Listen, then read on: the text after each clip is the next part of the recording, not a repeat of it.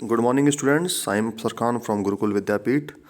आज मैं आपको क्लास सेवन्थ का ज्योग्राफी का जो चैप्टर है द एटमॉस्फेयर, उसके रिमेनिंग पोर्शंस जो बचे हैं वो पढ़ाऊंगा। आज मैं पढ़ाऊंगा आपको सिग्निफिकेंस ऑफ द एटमॉस्फेयर। आखिर इम्पोर्टेंस क्या है एटमॉस्फेयर का। सिग्निफिकेंस का मतलब ही इम्पोर्टेंस होता है। तो आपको मालूम है वातावरण का इम्पोर्टेंस जो है, महत्व बहुत ज़्यादा हमारे यहाँ पे अर्थ पे, ठीक है। बिना उसके तो हम लोग जी ही नहीं सकते हैं। बिना एटमॉस्फेयर के हम लोग जी सकते हैं? नहीं जी पाएंगे। बट देखते हैं, हम लोग लाइन बाय लाइन पढ़ के समझते हैं। The atmosphere is vital for life on earth. It helps sustain life in various ways. जो अर्थ पर क्या है जो लाइफ है ना, ये क्या है, जो लाइफ के लिए क्या बहुत, वातावरण क्या बहुत महत्वपूर्ण है। क्या है? Atmosphere is vital for life on, बहुत इंपॉर्टेंट है एटमॉस्फेयर। ये क्या करता है?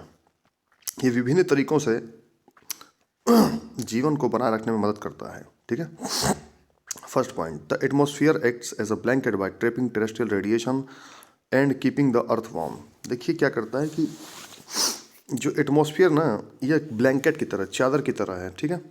जो क्या करता है, जो भी रेडिएशंस निकलती है, ठीक है, क्या नाम है आपके उससे जो रेडिएशंस निकलती है तो उसको क्या कहता है, ट्रैप कर लेता है ये। अब पूरे रेडिएशंस को नहीं पहुंचता है। जितनी ज़रूरत होती है अर्थ को गर्मी के लिए, उतना ही पहुंचने देता है। नहीं ज़्यादा अगर आ जाएगा तो हम लोग जल के खाक हो जाएंगे तुरंत। So it ensures that there is the correct amount of heat required for life to exist. और ये इंश्योर करता है हमें कि हमें कितना, अर्थ को कितना हीट चाहिए।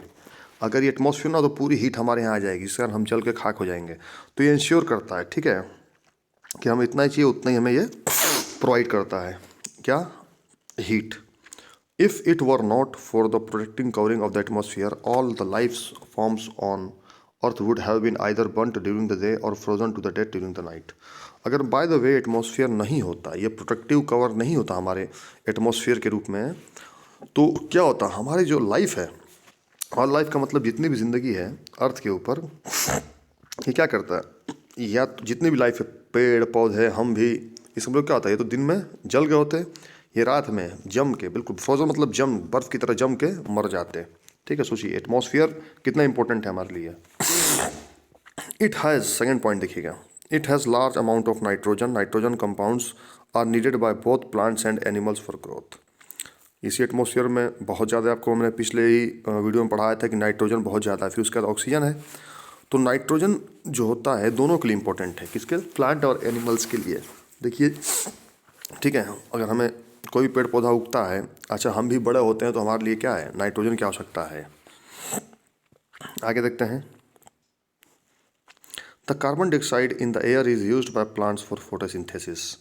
और कार्बन डाइऑक्साइड भी हमारे इसमें एटमॉस्फेयर में है, जिसके कारण क्या करती है, प्लांट के लिए बड़ा इंपॉर्टेंट है, क्योंकि फोटोसिंथेसिस के द्वारा खाना बनाते हैं प्लांट्स, ठीक है। तो उसमें अगर CO2 नहीं होगा, कार्बन डाइऑक्साइड, तो नहीं बना पाएंगे लोग।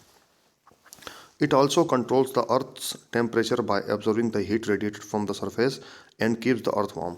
अब जो भी रेडिएशंस निकलती हैं, ठीक है, चाहे अर्थ से रेडिएशन निकलती हो, चाहे कहीं से भी रेडिएशन निकलती हो, ये रेडिएशंस को हमारे यहाँ नहीं आने देता है और हमारे अर्थ को गर्म रखता है, ठीक है। रेडिएशंस आएंगी तो कई सारी बीमारी आ जाएंगी, बहुत ज़्यादा पृथ्वी गर्म हो जाएंगी।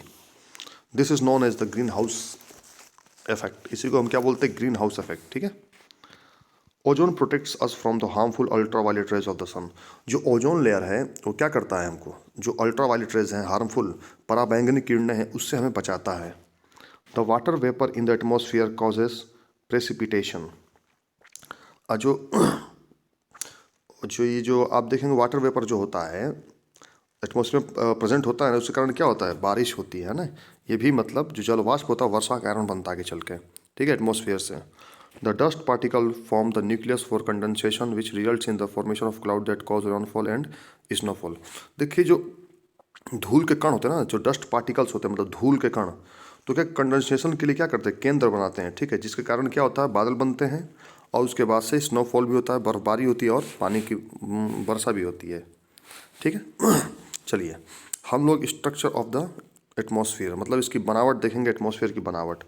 तो atmosphere of the earth can be divided into 5 major layers. ये 5 मेजर लेयर में है, ठीक है।